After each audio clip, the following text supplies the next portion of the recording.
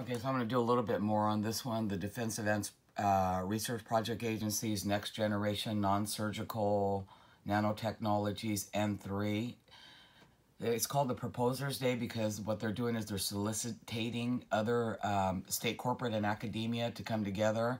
The problem is that once DARPA goes public like this with the solicitation, 99.9% of it is already fully developed and fully operational. Which means that this is the lie.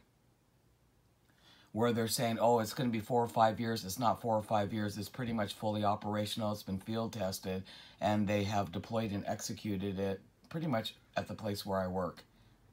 Because what you're doing is the targeters become the targeted, and the targeted like myself know that this is happening.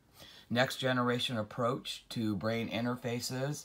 The goal is create reliable neural interfaces without the need for surgery or implanted electrodes, facilitate multitasking at the speed of thought, interface with smart decisions.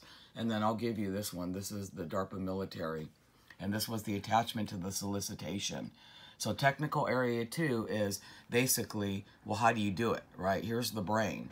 So the invasiveness is, technical area 1 is non-invasive. Invasiveness is external devices. And then you come over to here.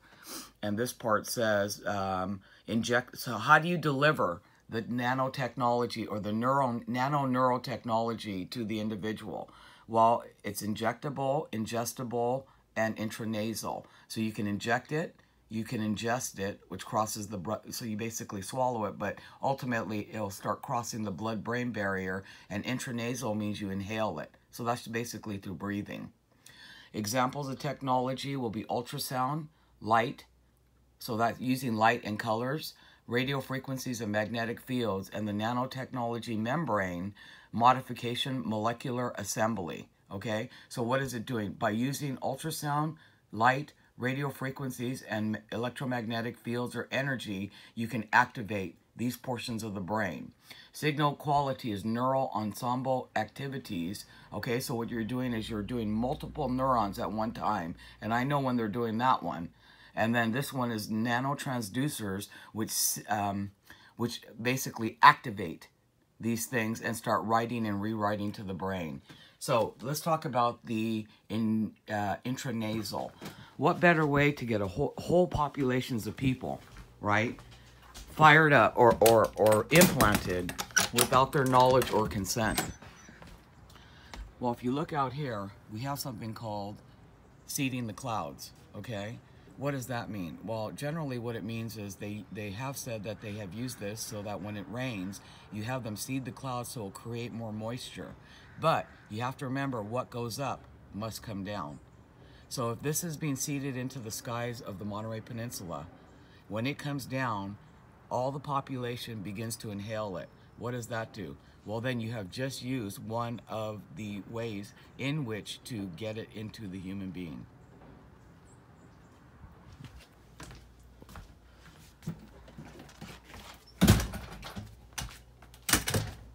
So let's go back over here and finish up some of the so-called proposed technical areas. So this is non-invasive neural interfaces. So you're talking about developed system designs, link, margin, power, budgets, channelizing approaches, fabricate subcomponents, circuits, sensors, and emitters, hardware. So this is the hardware. What's going to happen after you have delivered the nanotechnology, whether you've injected it into someone, the person has ingested it, or they have inhaled it. And it's crossed the blood-brain barrier, especially in these two areas, so that they can then be activated through emitter systems, which is the man-portable. So we have circuit sensors, emitter hardware, characterized subcomponents, resolution, latency, performance, access, scattering, and attenuation compared to system-level parameters. Demonstrate read and write through skull and tissue-like medium. So what does that mean? So that means you're overriding my thought process. And you're forcing, through mechanical coercive means, alteration to my cognitive, motor, central nervous system, and or behavioral functions, and you're using it through reading and writing. Basically, you're using the signals, and you're saying, you know, fall, jump, bark, force speech. You hit the send button through a system, and then it goes right there. Phase 2 is to integrate and validate in vivo. So that's inside. Once it's implanted, integrate, combine multiple read and write subcomponents in one device. Evaluate physical properties, crosstalk, SNR, and safety parameters of integrated device in vivo. So that's inside of you. Okay? Develop algorithms, decode neural ensemble activities, and encode sensory feedback to the brain. So it's external and internal, right? Now this part right here is phase 3, refine and demonstrate, characterize, redefine systems, meet metrics for biodirectional systems. So that means that I'll feed out and then they can feed back in. Refine algorithms, achieve lower system latency, demonstrate system capabilities, decode motor and cognitive signals, and encode sensory feedback. So what does that mean? So they know what I'm thinking at the speed of light, and they're going to change it, and then they encode and rewrite, and then they force that into someone's cognitive, motor, and or central nervous system behavioral. So it's cognitive, motor, central nervous system, and or behavioral functions. Design Department of Defense relevant final demonstration. Simultaneously perform multiple tasks. So you have one person, or you could have many. It says deliverables, human demonstration of closed-loop prototype systems in a Department of Defense relevant task. So here, technical area 2, minutely invasive neural interfaces. Create a minutely invasive read-write system. So they're reading brain functions and they're rewriting and forcing that into somebody else's brain. In my case, it's without my motherfucking consent. So develop system-level design. So these are developed nanotransducers and sensor stimulators, okay? Fabricate subcomponent circuits, hardware, and nanotransducers. Particle, genetic components, and encapsulation material. Characterize nanotransducers. Cell type, specificity at single neuron resolution. Demonstrate system interaction, sensor and stimulator versus nanotransducer, okay? In vitro. Phase 2, integrate and validate in vivo. Okay, so combine multiple read-write subcomponents in one device. So this is one system. This is the new system that they're using over in my new place of employment at the Crossroads in Carmel. This is the new equipment.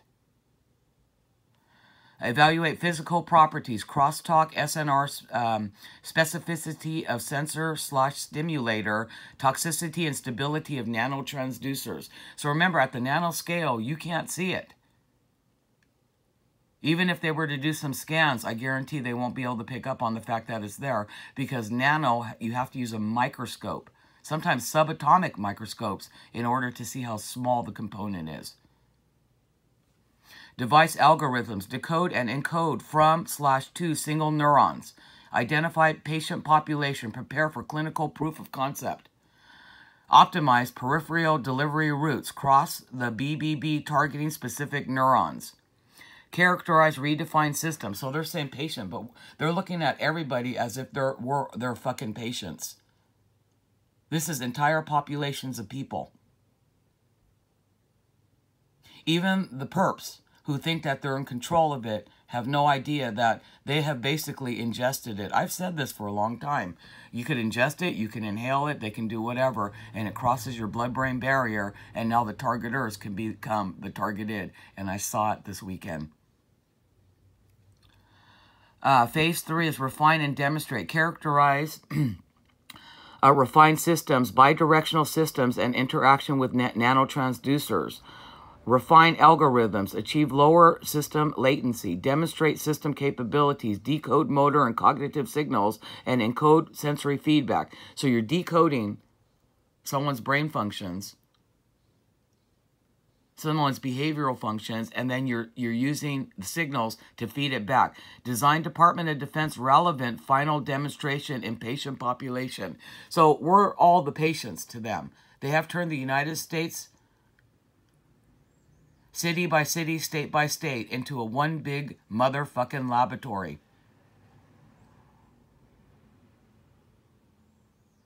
Everyone thinks the target is simply the guinea pig. But really, the target is the conduit to bring the real guinea pigs together, because the technology is being developed for mass subjugation. One person is not mass. You could be fat as mass. You could have fat mass in terms of how much you weigh or whatever, body fat mass, but that's not what they're talking about. They're talking about the masses and subjugating the masses. And then this goes on to transduce the signals. Okay, so this is how it works, right? So you have the transducers, you have it integrated with the system, okay? So this is the emitter system. This is the human that would basically be targeted by it, and then they can alter it, and then this is the server that holds the computational data. So I'm going to show you something that I've had up on my website for years, if I can find it over here.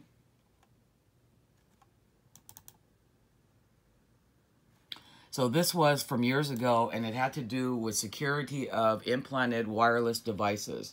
So just think of how remember how they have gotten it into the humans, right? You can either inject it, you can ingest it by eating, or you can breathe it in. So now you are basically a wireless computer system. There's going to be a base station that feeds out your neurological output, input-output, okay? This is an input-output. This information, so say it goes into a dedicated server, and then whoever's on the operational side of it can then alter whatever they want to, and then send it back at the speed of light right to that individual. I'm already documented. I already predicted what they were going to do. Now, this happened to be a heart pacemaker, but I knew that they were doing it at the crude levels in the early 2000s and when my targeting happened, and this was the basic concept, right? So it's an input-output. So I output, say, my EEG signals. Those EEG signals then go through wireless capability to a dedicated server, and then anyone who has access to the code or the password to get into that server can then take someone like me, alter, and then send it back through the base station, near field, and then right to the brain.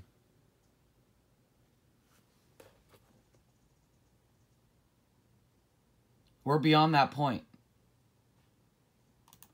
And what they've done, the delivery system is complete.